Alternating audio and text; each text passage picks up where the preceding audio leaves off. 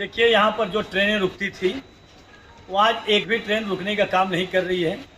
और यहाँ पर माननीय मंत्री जी, विधायक जी सब लोग आके कहे थे कि नई ट्रेन रुकवा दूंगा, बहुत ही कर दूंगा। यहाँ शौचालय भी नहीं है, किसी को अगर शौच भी करना जाना होगा तो शौचालय तक नहीं है। तो मैं यही सब दिखाने के लिए मैं आया हूँ। और आपके यहाँ पर स्थिति बड़ी जर्जर है, बिल्कुल 100 पीस बन के रह गया है। फरक्का एक्सप्रेस जो 13,483 और 13,484 डाउन फरक्का भी यहाँ रुकती थी, वह भी कोरोना काल में यहाँ बंद हो गई। और यहाँ पर मांग थी लोगों की कि 13,413 और 13,414 फरक्का एक्सप्रेस का ठहराव होना चाहिए। यहाँ पर माननीय मंत्री जी महेंद्र नाथ पांडे जी, माननीय मनोज सिन्हा जी रेलवे मंत्री और माननीय विधायक जी यहाँ पर आए थे और बड़ी बड़ी बात करके गए कि यहाँ पर ट्रेन रुकेगी, रुकवाया जाएगा, लेकिन कुछ हुआ नहीं।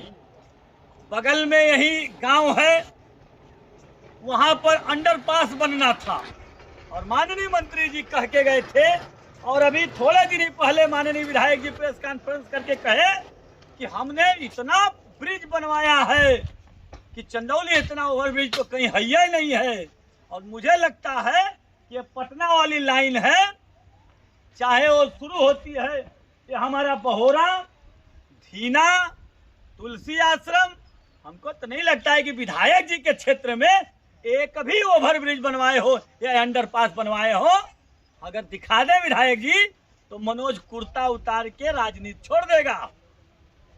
लेकिन विधायक जी को तो मुंह है, बोल देते हैं, जो मर्जी आएगी बोल देंगे।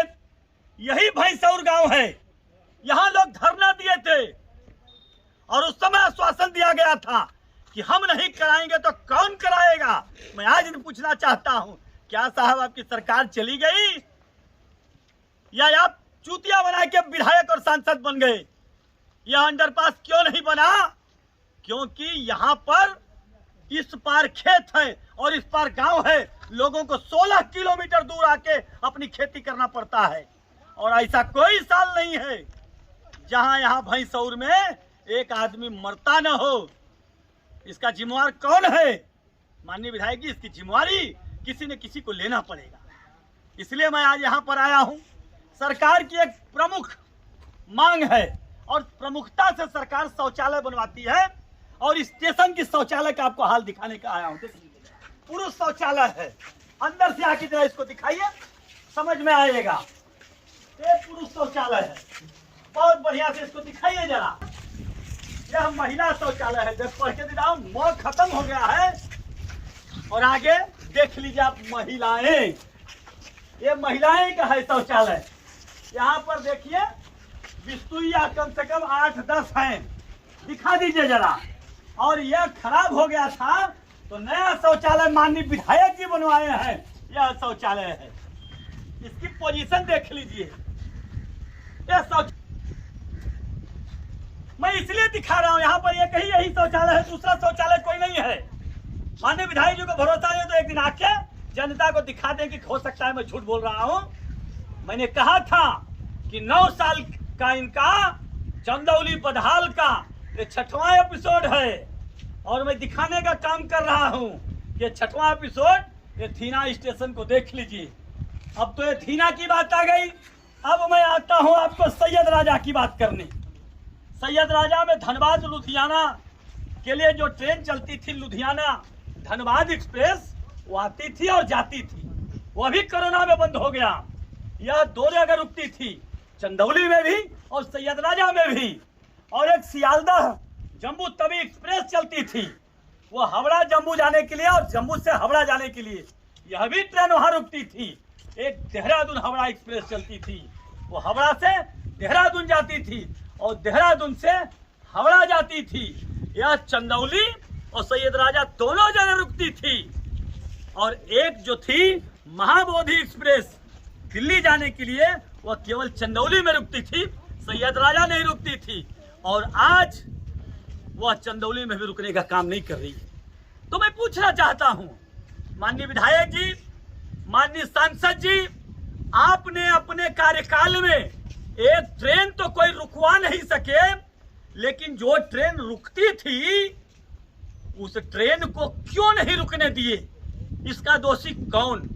विधायक या माननीय सांसद जी, मंत्री जो हम लोगों के बीच में है? मैं कहूंगा वो बिजी पर्सन है, उनको काम बहुत है, वो जिला के बाहर रहते हैं क्योंकि मंत्री है, देश विदेश उनको जाना पड़ता है। लेकिन माननीय विधायक जी, आप तो यहाँ रहते हो, मुझे ऐसा लगता है कि माननीय विधायक जी काली काली गाड़ी लेके जब चलते हैं तो जब पीछे ताकते होंगे तो उनको लगता होगा कि यही फरक्का एक्सप्रेस मेरे पीछे डब्बा जो काली काली चली आ रही है, ये फरक्का एक्सप्रेस है। तो उस फरक्का एक्सप्रेस पे तो आप चलेंगे और आपके लोग चलेंगे, लेकिन जो एक्चुअल जनता है, आप तो आते हो बनारस से, उस ट्रेन में अपने लोग को बिठा के लाते हो, उसी ट्रेन में बिठा के वापस चले जाते हो। लेकिन जो यहाँ के लोग हैं उनको किसी को ननिहाल जाना होता है, हम लोग भी यहाँ से अपने ननिहाल जाते थे। विधायक जी, ये दोनों लोग से कहूंगा यहाँ पर कुछ करिए, नहीं तो 9 दिन का काम दिखाने के बाद आंदोलन तो होगा ही, चुप बैठने का काम नहीं होगा। चाहे आप कितना भी चिल्लाओ, लेकिन आंदोलन तो होगा, क्योंकि सैयद राजा, भीना और चंदौली, ये आप देख रहे हैं ना, ये शौचालय। क्योंकि मैं जब गया था वहां पर पावर हाउस पर, तो मैंने कहा कि शौचालय से बिजली कितना उत्पन्न होगी, तो उसमें बड़ी नाराजगी हुई थी। लेकिन आज मैं वो बात नहीं कहूंगा, आज मैं कह रहा हूं कि धीना में या स्टेशन पर महिलाओं के लिए, यात्रियों के लिए कितना तकलीफ होती होगी, आप कल्पना कर सकते हैं। बहुत बड़ी बड़ी बात होती थी, लेकिन शौचालय की स्थिति देखकर गाली देने का मन करता है, लेकिन गाली नहीं दूंगा, क्योंकि मर्यादित भाषा, अमर्यादित भाषा ठीक नहीं है। अब हम भी थोड़ा कंट्रोल कर लिया हूँ। बहुत बहुत धन्यवाद। ये जरा ये भी दिखाते, उड़ गया है और ये बैठने के लिए बना है। यह है धीना, महिलाएं हंस रही है। ये जरा छत दिखा दीजिए, ये देख लीजिए छत है। बारे धीना, क्या मजाक कर रहे हैं यार। मैं कह देता हूँ तो कहेंगे संविधान में सबको अधिकार है, कहीं भी जाके कोई भी चुनाव लड़ सकता है, लेकिन सच्चाई है कि संविधान का हवाला तो उसके लिए दे देते हो। लेकिन सच में विधायक जी, अपना बूथ सबसे मजबूत करना छोड़िए और इसको भी थोड़ा मजबूत करने का काम करिए, हम लोगों को भी जीने दें। बहुत बहुत धन्यवाद। जय हिंद, जय